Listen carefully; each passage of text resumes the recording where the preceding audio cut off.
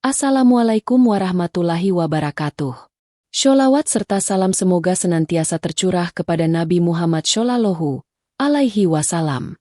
Pernahkah kalian mendengar, ketika keputusan tegas seorang gubernur membuat sekelompok ormas ngamuk dan mengancam? Tapi tak ada yang menyangka, sang gubernur justru turun tangan langsung bersama pasukan tentara. Jangan kemana-mana, karena kisah ini akan membuat kalian tercengang. Saksikan sampai akhir, dan jangan lupa tekan tombol subscribe untuk dukung channel ini. Pagi itu, langit Tambun digelayuti mendung. Bukan karena cuaca, melainkan karena keputusan yang mengguncang wilayah bantaran Kali Jambe. Gubernur Jawa Barat, yang dikenal luas dengan inisial KDM, akhirnya menandatangani surat perintah pembongkaran terhadap puluhan bangunan liar yang berdiri tanpa izin di sepanjang bantaran sungai. Ini bukan soal kebijakan. Ini soal keselamatan warga, ujar KDM tegas di depan para wartawan. Kita tak bisa membiarkan rumah-rumah liar menghambat aliran sungai, menyebabkan banjir, dan jadi sarang kriminalitas. Keputusan itu tidak muncul tiba-tiba. Bertahun-tahun warga mengeluh soal banjir tahunan yang tak kunjung reda, sementara sebagian besar bantaran telah dipenuhi bangunan permanen yang bukan hanya ilegal, tapi juga dikuasai kelompok ormas tertentu. KDM bukanlah sosok yang mudah goyah oleh tekanan. Ia telah lama dikenal sebagai gubernur dengan reputasi bersih dan tegas. Tapi kali ini, tekanannya luar biasa. Surat-surat protes berdatangan. Telepon kantor tak berhenti berdering. Bahkan, beberapa pihak menyarankan agar pembongkaran ditunda karena dianggap beresiko memancing kemarahan kelompok tertentu. Namun KDM hanya tersenyum.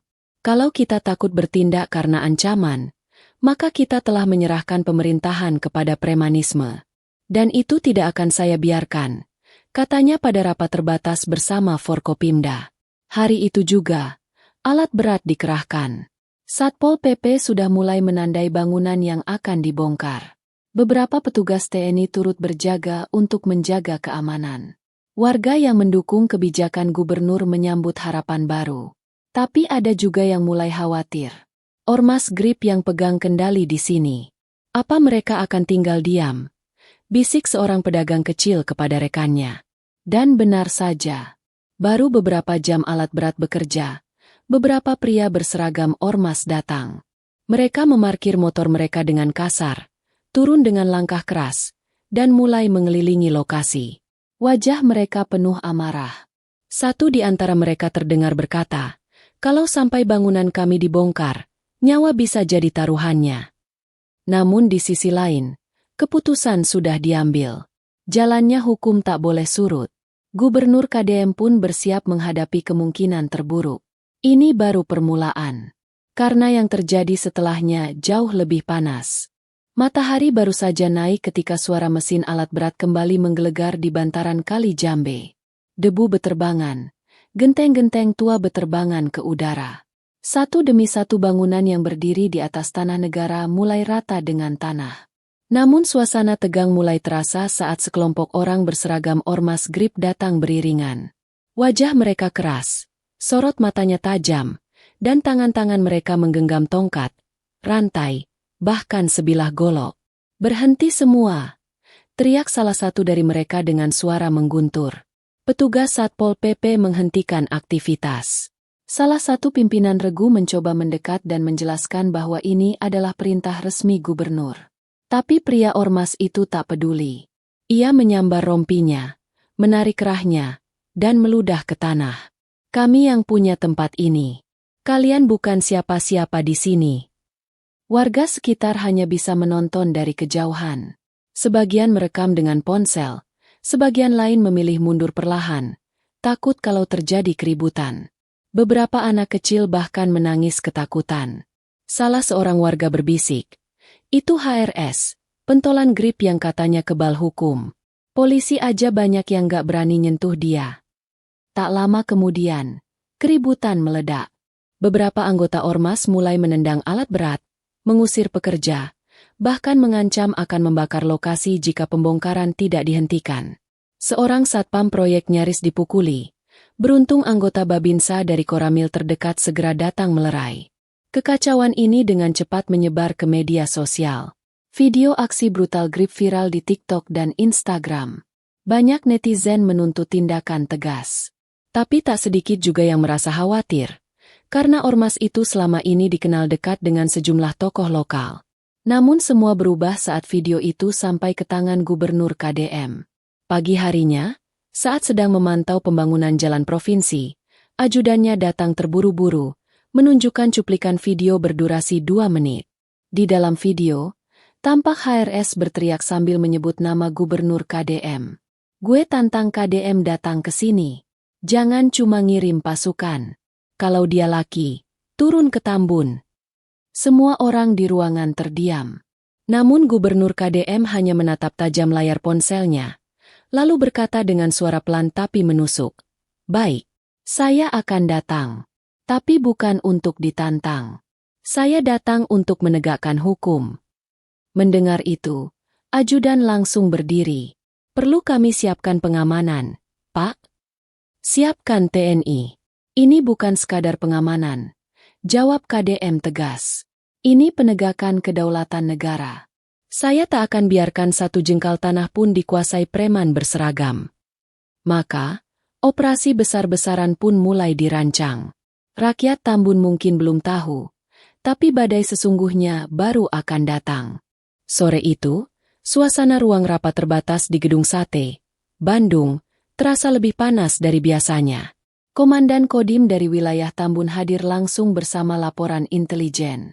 Di mejanya tergeletak beberapa foto, rekaman video, serta salinan berita online yang menggambarkan betapa parahnya situasi di lapangan. Dengan nada serius, sang komandan membuka pernyataan. "Mohon izin melaporkan, Pak Gubernur. Situasi di Tambun sudah tak terkendali. Ormas Grip secara terang-terangan menolak pembongkaran. Mereka membawa senjata tajam, intimidasi warga, dan menyebut nama Bapak dalam ancaman mereka." Gubernur KDM menyandarkan punggung, menarik napas dalam-dalam. Video demi video diputar di layar rapat. Salah satunya menampilkan HRS, pemimpin kelompok Grip di wilayah itu, berorasi dengan pengeras suara di tengah kerumunan massa. "Gue kasih waktu 24 jam. Kalau alat berat itu masih injek tanah kami, bukan cuma alatnya yang kita hancurkan. KDM juga bakal gue cari sampai dapet." Ucapan kasar itu disambut sorak-sorai anggotanya, seolah sedang berada di medan perang, bukan di negara hukum. Wajah KDM tetap tenang, tapi matanya menyala. Satu persatu peserta rapat menatapnya, menanti keputusan. Sekretaris daerah sempat membisikkan saran hati-hati. "Pak Gubernur, kalau bisa kita alihkan ke pendekatan persuasif dulu." Namun KDM mengangkat tangan. "Tidak," katanya lantang. "Kalau hari ini kita mundur, besok akan lebih banyak ormas menantang hukum." Ia berdiri, lalu menatap semua yang hadir. "Saya akan turun langsung. Tapi saya tidak akan datang sebagai pejabat politik. Saya datang sebagai pelayan rakyat. Dan sebagai bagian dari negara, saya tidak akan gentar terhadap ancaman siapapun." Perintah pun dikeluarkan malam itu juga. Pasukan gabungan dari TNI, Satpol PP, dan aparat kepolisian disiapkan secara rahasia. Komunikasi dijaga ketat. Gubernur meminta agar semua pergerakan dilakukan dalam senyap, dan hanya diumumkan ke publik setelah operasi berlangsung. Sementara itu, di Tambun, suasana semakin mencekam. Beberapa warga yang mencoba mendukung pembongkaran justru mendapat teror. Kaca rumah mereka dilempar batu. Ada pula yang mendapatkan selebaran ancaman. HRS dan kelompoknya merasa di atas angin. Ia bahkan sempat diwawancara oleh media lokal. Dengan senyum licik, ia berkata, "Gubernur, dia nggak bakal berani datang ke sini. Ini bukan Bandung. Ini Tambun. Di sini kita yang atur." Tapi malam menjelang, dan tak seorang pun dari kelompok Grip tahu bahwa sebelum fajar menyingsing, Gubernur KDM akan tiba bersama kekuatan negara. Bukan sebagai simbol, tapi sebagai pemimpin yang siap menghadapi badai. Masih gelap saat ratusan personel gabungan bergerak dari pos komando menuju Tambun. Deru truk militer terdengar samar di jalanan yang lengang. Di dalam salah satu kendaraan, duduk seorang pria berjaket hitam, Dengan wajah tenang namun sorot mata tajam, Gubernur KDM. Tak ada seremoni. Tak ada sorotan kamera. Ini bukan kunjungan biasa. Ini adalah operasi penertiban yang menyangkut harga diri pemerintah dan kedaulatan negara. Di bantaran Kali Jambe, para anggota GRIP masih berjaga. Sebagian tidur di gubuk-gubuk darurat. Sebagian lainnya bersiap menghadapi apapun yang datang pagi itu. Mereka tak tahu bahwa pasukan bersenjata lengkap sudah mengepung dari 3 arah. Pukul 5 pagi, pengeras suara mobil komando mulai berbunyi. Kepada semua warga yang berada di area bantaran sungai, harap menjauh. Ini adalah operasi resmi pemerintah Provinsi Jawa Barat. Bagi pihak-pihak yang menghalangi, akan kami tindak tegas sesuai hukum yang berlaku. Ormas GRIP terbangun dari tidurnya. HRS keluar dari tenda utama. Wajahnya masih setengah kantuk, tapi begitu melihat puluhan tentara bersenjata lengkap turun dari truk, dia terdiam. Langkah-langkah berat para prajurit mengguncang tanah. Komandan Satpol PP mengangkat tangan dan menunjuk satu persatu bangunan ilegal. Bongkar semua. Jangan ada yang tersisa. HRS yang biasanya garang, mencoba melawan. Ia melangkah cepat ke arah Gubernur KDM yang turun dari kendaraan. Didampingi ajudan dan komandan lapangan. Suara HRS meledak. Gubernur, berani banget lo datang ke sini. Ini daerah gue. Lo pikir lo bisa bongkar gitu aja? Gubernur KDM tidak gentar. Ia melangkah pelan, lalu berdiri hanya 2 meter di depan HRS. Semua pasukan diam. Warga yang mengintip dari balik rumah menahan napas. Dengan suara datar tapi menggetarkan, KDM berkata, "Kau salah satu dari sekian orang yang membuat rakyat menderita karena banjir. Kau kuasai tanah negara, peras pedagang kecil, dan sekarang kau menantang hukum di negeri ini." HRS tertawa sinis. "Lo kira lo jagoan, Gup? Di sini gue raja." Sebelum kalimat itu selesai, 2 prajurit langsung membekuk HRS dari samping. Ia meronta, mengumpat, bahkan sempat meludahi ke arah KDM. Tapi tak satu pun aparat bergerak kasar. Mereka sudah dilatih untuk menghadapi premanisme tanpa provokasi. Gubernur KDM hanya menatapnya dingin. "Raja? Kau bukan raja. Kau hanya sampah yang terlalu lama dilindungi ketakutan orang lain. Hari ini, perlindungan itu habis." Seketika, lokasi operasi berubah total. Moral aparat meningkat. Warga mulai berani keluar dan bertepuk tangan saat satu persatu bangunan liar diratakan. Tak ada lagi intimidasi. Tak ada lagi ancaman. KDM tetap berdiri di tengah lapangan hingga matahari naik tinggi. Ia menyaksikan sendiri gubuk-gubuk yang dulunya dikuasai ormas dihancurkan dengan alat berat. Para provokator ditangkap. Barang bukti diamankan. Dan negara kembali mengambil kendali. Tapi kisah ini belum selesai. Karena setelah penangkapan itu, satu persidangan besar akan digelar. Di sanalah, semua dosa masa lalu HRS akan dibongkar ke publik. Dan hukuman setimpal tengah menantinya. Setelah penangkapan mendadak yang mengguncang Tambun, kabar ditangkapnya HRS menyebar seperti api. Video dirinya digelandang oleh tentara dengan borgol di tangan kanan dan luka lecet di pelipis menjadi viral di media sosial. Tapi yang lebih mengejutkan bukan hanya penangkapannya, melainkan siapa saja yang kemudian ikut terseret. Pemeriksaan cepat dilakukan malam itu juga. Dari ponsel HRS, ditemukan ratusan pesan yang menyiratkan bahwa ia bukan sekadar pemimpin lapangan. Ada jaringan besar di belakangnya, penguasa bangunan liar, pengatur pungutan liar, bahkan sejumlah oknum yang terlibat dalam bisnis gelap tanah negara. Gubernur KDM, yang telah kembali ke Bandung, langsung menggelar konferensi pers. "Saya tidak akan berhenti pada HRS. Negara tidak boleh dikalahkan oleh sekelompok orang yang menganggap hukum sebagai bahan tertawaan. Kita akan tuntaskan sampai ke akar," ujarnya, penuh ketegasan. Di balik layar, tim intelijen militer dan kejaksaan mulai membuka berkas-berkas lama yang selama ini tak tersentuh. Nama-nama besar mulai mencuat. Tapi yang paling mencolok adalah seorang tokoh GRIP tingkat provinsi, yang selama ini dikenal dekat dengan elit lokal dan punya pengaruh besar terhadap struktur organisasi. Ia dikenal dengan inisial FDR. FDR selama ini bermain di balik layar. Ia jarang muncul, tapi perintahnya didengar hingga ke tingkat kelurahan. Beberapa laporan intelijen menyebutkan bahwa FDR lah yang membiayai pertahanan bangunan liar di Tambun, termasuk mengalirkan dana operasional ormas yang melawan kebijakan gubernur. Saat informasi ini sampai ke tangan KDM, ia hanya berkata, "Tangkap. Siapkan pasukan khusus. Saya tidak mau ada satupun yang kabur." Operasi pun dilancarkan. Bukan lagi di pinggiran, tapi langsung ke jantung jaringan. Sore itu, di sebuah rumah mewah di daerah Cimahi, tim khusus dari TNI dan Kejaksaan Tinggi bergerak senyap. Mereka mengepung rumah yang diketahui milik FDR. Saat pintu digedor dan aparat menyebutkan surat penangkapan, FDR sempat mencoba melarikan diri melalui pintu belakang. Tapi pasukan sudah menunggunya. Dengan tangan terikat dan wajah pucat, FDR dibawa keluar dari rumahnya. Para tetangga terdiam melihat pria yang selama ini tampak berkuasa, kini tak berdaya di tangan negara. Di media, penangkapan ini menjadi berita besar. Netizen bersorak, menyebut KDM sebagai simbol keberanian baru dalam pemerintahan. Tagar gubernur turun langsung dan Tambun bersih sempat trending selama 2 hari berturut-turut. Namun KDM tetap rendah hati. Dalam wawancara eksklusif, ia hanya berkata, "Saya bukan pahlawan.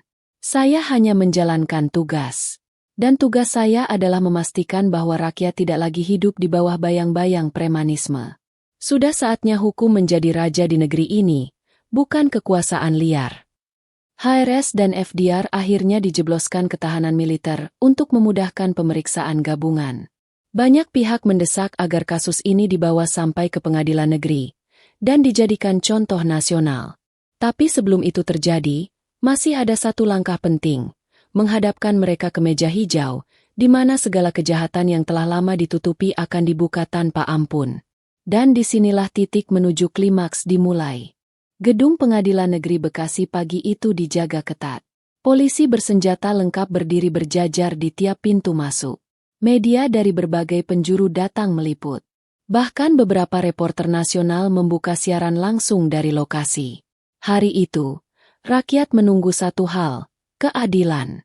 Di dalam ruang sidang utama, 2 terdakwa duduk di kursi pesakitan, HRS, sang pentolan lapangan Ormas Grip, dan FDR, tokoh besar di balik jaringan premanisme yang selama ini mencengkeram bantaran Kali Jambe.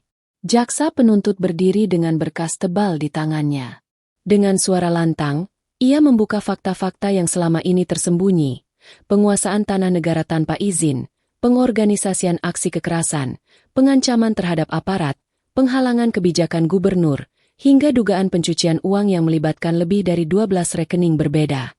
Para terdakwa ini bukan hanya melanggar hukum. Mereka mencabik wibawa negara, ujar jaksa. HRS mencoba membela diri. Ia berteriak, menyebut dirinya pejuang rakyat kecil. "Saya cuma bela warga miskin. Saya bukan penjahat," teriaknya. Tapi rekaman video pembakaran alat berat, bukti penganiayaan terhadap pekerja proyek, dan laporan pungli terhadap warga yang ingin tinggal di bantaran sungai, semuanya terpampang jelas di layar proyektor ruang sidang. Wajah-wajah warga yang menangis saat menceritakan bagaimana mereka dipaksa bayar uang keamanan demi bisa bertahan di gubuk reot mereka, membuat suasana ruang sidang menegang. FDR tetap bungkam sepanjang sidang. Tapi jaksa memiliki bukti kuat, transfer dana ke nama-nama fiktif, pembelian kendaraan mewah yang tak sesuai dengan laporan pajaknya, dan komunikasi langsung dengan HRS melalui aplikasi terenkripsi. Semua dibuka. Semua disaksikan rakyat. Duduk di bangku pengunjung, Gubernur KDM hadir tanpa protokol besar. Ia datang sebagai saksi negara. Saat dipanggil maju, ia berdiri dengan tenang, menatap hakim dan berkata, "Saya hadir bukan untuk membalas dendam. Saya hadir untuk membuktikan bahwa negara tidak akan pernah tunduk pada ancaman." Sorak-sorai kecil terdengar dari luar ruang sidang. Masyarakat mulai percaya. Ini bukan sekadar persidangan, ini adalah pertarungan antara hukum dan premanisme. Setelah 2 minggu proses, puluhan saksi dihadirkan, dan ratusan barang bukti dikonfirmasi, tibalah saatnya jaksa membacakan tuntutan. HRS dan FDR kami tuntut masing-masing 15 tahun penjara, ditambah denda sebesar 2 miliar rupiah dan penyitaan seluruh aset ilegal, ucap jaksa lantang. Wajah HRS memucat. Sementara FDR tetap tak berekspresi. Namun semua orang tahu, inilah akhir dari sebuah rezim ketakutan di Tambun. Sidang diskors. Putusan akan dibacakan seminggu kemudian. Namun di luar pengadilan, satu hal sudah jelas. Rakyat mendukung penuh langkah Gubernur KDM. Mereka menyambut dengan haru dan tepuk tangan saat beliau keluar dari ruang sidang. Seorang ibu menangis sambil mencium tangannya. Terima kasih, Pak, akhirnya anak-anak kami bisa hidup tanpa takut lagi. Dan KDM hanya menjawab pelan. Yang berterima kasih harusnya saya. Karena rakyat sudah memilih percaya pada negara. Itu kekuatan terbesar. Hari itu, langit Bekasi bersih dari awan, seakan turut menyambut babak baru dalam perjalanan rakyat Tambun. Ribuan orang memadati lapangan yang dulu dikuasai bangunan liar dan tenda ormas. Kini, tempat itu sudah bersih, diratakan, dan siap menjadi ruang terbuka hijau. Bendera merah putih berkibar megah di tengah lapangan. Di atas panggung sederhana, Gubernur Jawa Barat, KDM, berdiri dengan gagah mengenakan seragam dinas. Suaranya menggema melalui pengeras suara, menghentikan semua percakapan. Assalamualaikum warahmatullahi wabarakatuh. Sholawat dan salam semoga tercurah kepada Nabi Muhammad, Shallallahu alaihi wasallam. Ia mengangguk penuh hormat kepada masyarakat yang hadir, juga kepada para petugas yang selama ini bekerja dalam diam, anggota Satpol PP, tentara, polisi, relawan sosial, dan para warga yang dulu sempat ditindas. Saudaraku sekalian, hari ini kita bukan merayakan kemenangan saya, bukan juga kemenangan aparat. Ini adalah kemenangan negara. Kemenangan kita semua, warga Tambun, warga Jawa Barat, dan seluruh rakyat Indonesia. Suasana hening, penuh takzim. Ini bukan soal pembongkaran bangunan liar. Ini tentang keberanian untuk berkata cukup. Tidak boleh ada lagi yang menindas rakyat kecil atas nama organisasi. Tidak boleh ada lagi preman berseragam yang merasa lebih tinggi dari hukum. Republik ini milik kita bersama, dan hanya hukumlah yang berhak menjadi penguasa.